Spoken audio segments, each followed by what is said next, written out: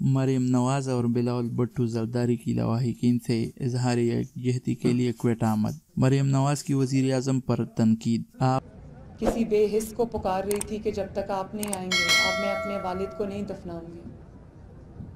आप एक बेहिस शख्स को पुकार रहे हैं, इसके पास वक़्त नहीं। आप जिम्मेदारी में नाकाम हैं तो हिम्मत करें और दादरसी करें। मरियम नवाज वर्षा लाशें रख कर मुंतजिर है, क्या आपकी आना इससे बड़ी है? आपको यहाँ आना पड़ेगा।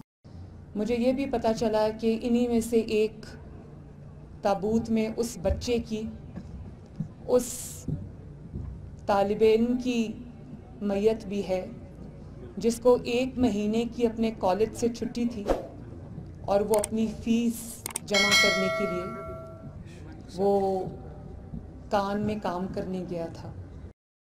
के सर पर हाथ रखना पड़ेगा। अगर यह हुक्मरान नहीं आए तो कौम इस्लामाबाद में बैठने नहीं देगी। मरियम नवाज। बिलावल भुट्टो जरदारी का कहना था कि इंतहा पसंद नफरत पिला रहे हैं। नेशनल एक्शन प्लान नाकाम है। जो जिंदगी का तहफ़्फ़ुज़ न दे सके रियासत नहीं कहला सकती। रियासत का पहला फर्ज शहरियों को जिंदगी का तहफ़्फ़ुज़ होता है। शहरियों को इंसाफ नहीं दे सकते तो दुनिया को क्या जवाब देंगे।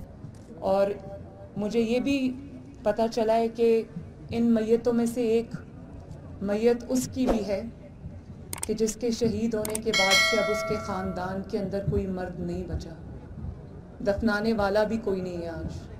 आप एक बेहिस शख्स को पुकार रहे हैं, इसके पास वक़्त नहीं। आप जिम्मेदारी में नाकाम हैं तो हिम्मत करें और दादरसी करें। मरियम नवाज। मैं इमरान खान साहब को ये कहना चाहती हूँ कि ये लाशें रख के आपके मुंतज़िर हैं। आप अपने, क्या ये इनकी जो तकालीफ हैं, इनकी जो लाशें हैं, उससे क्या आपकी ईगो बढ़ी है? और फिर आप ये कहते हैं कि इस पर सियासत न की जाए। हम बिल्कुल इस पर सियासत नहीं करते, लेकिन अगर आप ये समझते हैं कि आपकी नाकामी और आपकी बेहिसी को आप सियासत कहकर टाल देंगे तो ये हम होने नहीं देंगे।